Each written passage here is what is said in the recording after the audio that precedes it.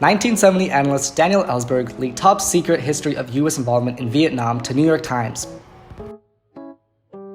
The Pentagon Papers showed that President Lyndon Johnson, who had left office in 1969, had lied to Congress and the American people about the extent of U.S. military action in Southeast Asia.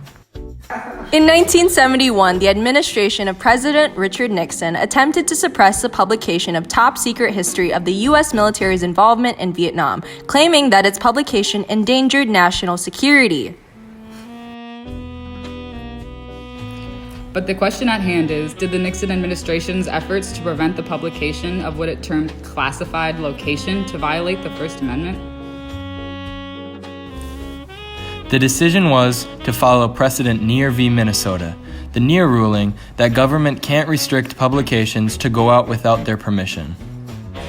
Neer's positive impact can be seen in New York Times Co. v. United States, a case in which the U.S. Supreme Court addressed whether the government could restrain the New York Times and the Washington Post from publishing the contents of a classified study on the history of the Vietnam War.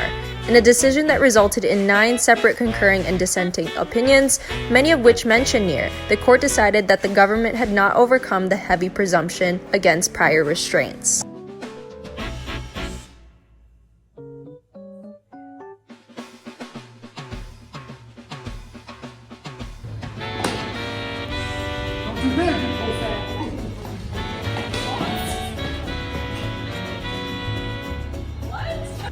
The government suppressed the publication of the papers to the New York Times the first time because they claimed it would be a threat to national security.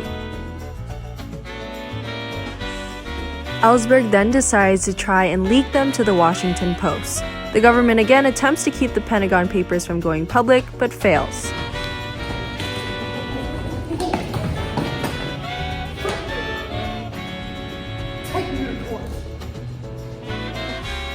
Supreme Court ruling.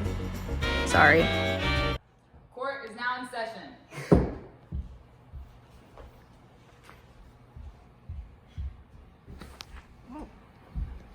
Enough of that.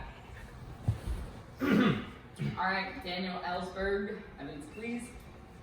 Here you go, madam. Thank you. These are the Pentagon Papers. Yes, ma'am. Smith. These are a little fishy.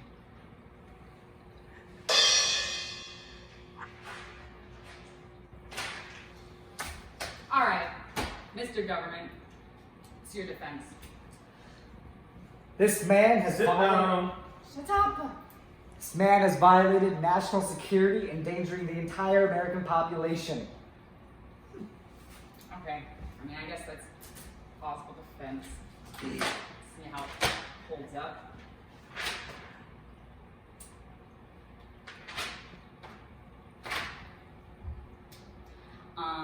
That's pretty unconstitutional for you to try to censor the New York Times because of the First Amendment. We understand if you didn't get this video whatsoever, so we wrote down what you're supposed to write. Here you go. You're welcome.